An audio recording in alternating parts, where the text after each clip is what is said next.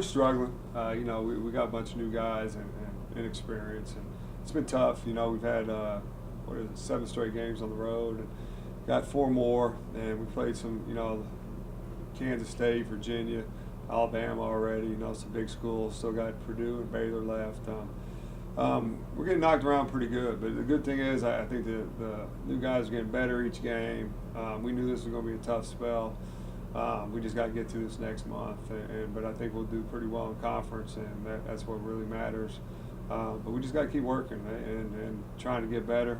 We've dealt with some injuries, also, which haven't helped, but that's just part of the game. And so, we'll see. This is a good opportunity coming up against Purdue for us, and anytime you play a bigger school, you always got an opportunity. So we'll see what happens. Well, you kind of tell them it's not going to be this hard in conference on the road from the standpoint from the crowd, the size of the teams, and so to kind of keep them positive, and even especially the size of the players. We get a lot of shots.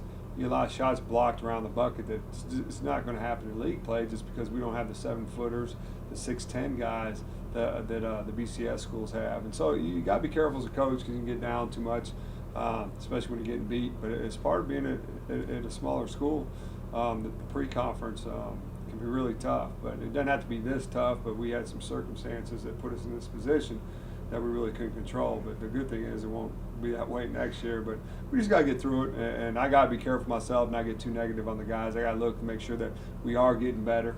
Really, the only game I was really disappointed in, I thought we had poor effort against Arkansas State. So I had a problem and let them know it after the game and in the practices. But everywhere else, I think the effort's been there. But the one thing that's been really hurting us is our turnovers. And so that's something we really got to focus on.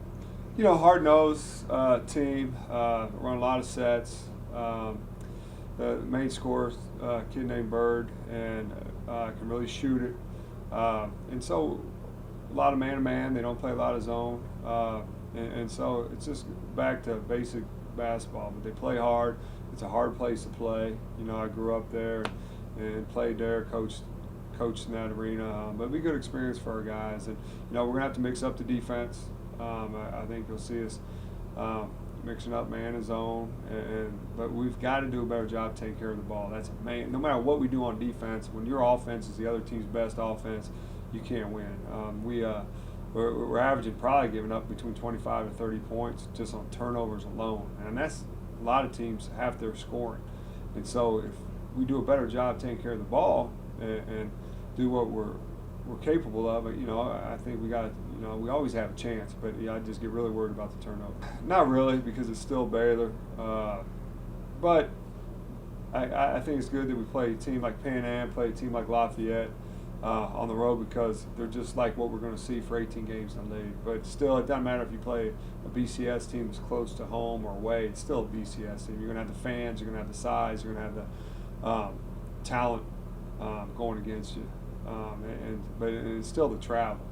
Even though you play a team close, you still got to get on a bus, and that can wear you down. And that's one thing we haven't been able to have is a lot of practice time this last month, and I think it's hurt us, and especially with a young team and an inexperienced team. But the good thing is we've been able to have 4 days of practice before Purdue, before we make that 3-game swing with Lafayette, Baylor, and Pan Am. We'll have a week of practice before that, so it kind of is getting back to normal for us. Then after that, we have a big break.